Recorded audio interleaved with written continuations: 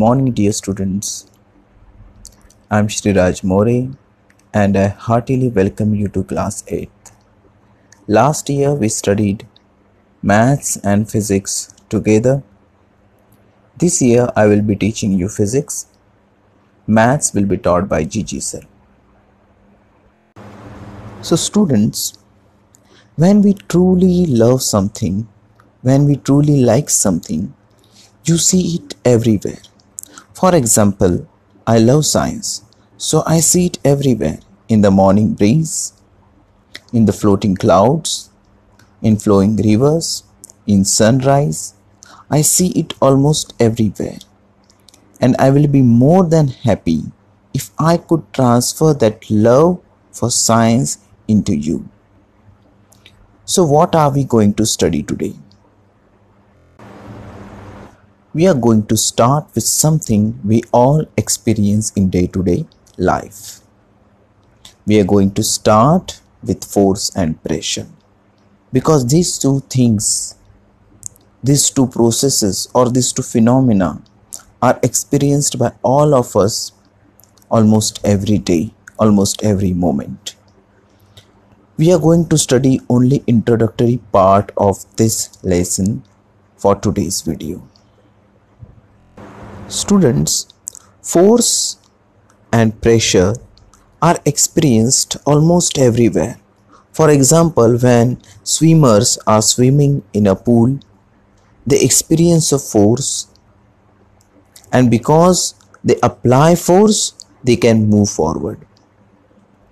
When rockets are launched, they experience force. When they apply force on the ground through burning fuels, they can propel upwards. So, force and pressure are two such things which are applicable almost everywhere. So let us begin with a basic definition of force. A push or a pull on an object is called force. So whenever we push something or whenever we pull something, that pushing or pulling is nothing but force. The direction in which an object is pushed or pulled is called the direction of the force.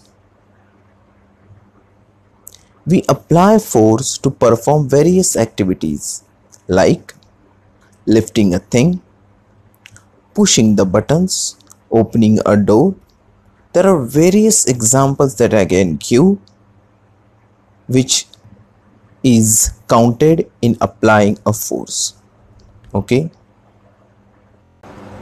Now the question arises, when do we say that force is applied, or how force is applied?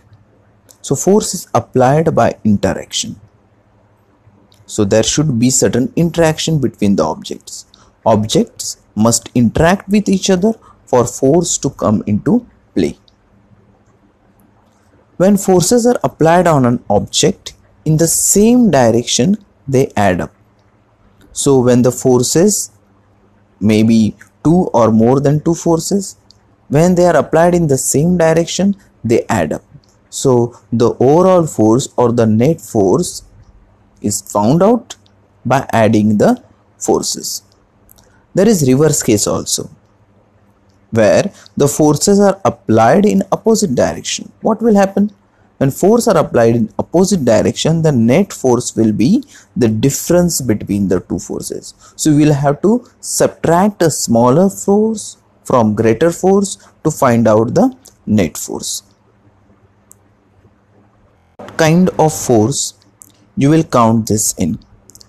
Is it the force in the same direction, or is it in opposite direction? You can very well say that these are the forces in opposite direction. What do we call it? Do you know? This is called as tug of war. So in tug of war, there are two teams and both the teams are on the opposite side of the rope, and both the teams try to pull the rope towards themselves, and whichever team is stronger, they win. So this is one of the example where forces are applied in opposite direction. So total force is difference between the two. So the one example of forces in opposite direction are tug of war. The rope may not move if the teams pull it with equal force. So whichever team is stronger, they will pull the rope towards themselves. Now the next thing is, force can be described by stating its magnitude and direction in which it acts. So to describe a force mathematically, we should state two things: what is its magnitude and what is its direction. Second important thing is, when two or more than two forces acts on any object in the same or opposite direction, the effect on the object is due to the net force acting on it. Now this net force can be found out either by adding or subtracting. So the net force is sum or difference of the two. Now we are going to study what are the effects of forces. Force can make a stationary object move or can change its position of rest. For example, in this case,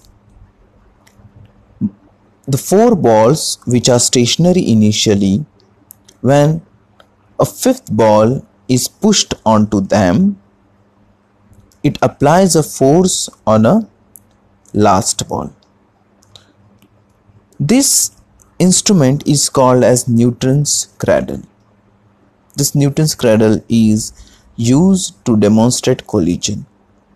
So the first effect is, force can make a stationary object move or can change its position of rest.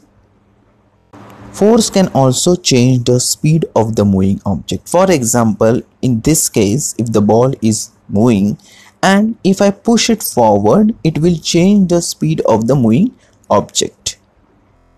Force can change the direction of the motion of the moving object. For example, in this case, this person is jumping and he is also changing the direction of the boat from where he is jumping. Force can change the shape or size of the object. Okay, it can change shape or size of the object. For example, if there is a sponge in your hand and if you are pressing it from both the sides, it will get contracted. Or for example, in this particular case, this particular thing, when the force is applied from one side, it is getting bent on other side, so its shape is getting changed. So what are the four effects? The first effect is, force can make a stationary object move or can change its position of rest. Second effect is, force can change the speed of a moving object. Third, force can change the direction of the motion of the moving object. And fourth effect is, force can change the shape or size of an object. So these are the four effects of the force. Now comes the last part of the video, which will be almost everywhere, which will be a part of every video, and this part is assignment, or you can call it as homework. So first question is fill in the blanks. In that, the first one is, object must dash with each other for a force to come into play. I repeat, objects must dash with each other for a force to come into play. Second fill in the blank is, force can be described by stating its dash and dash in which it acts. Question number B is, define force. And last question is, what are the effects of force?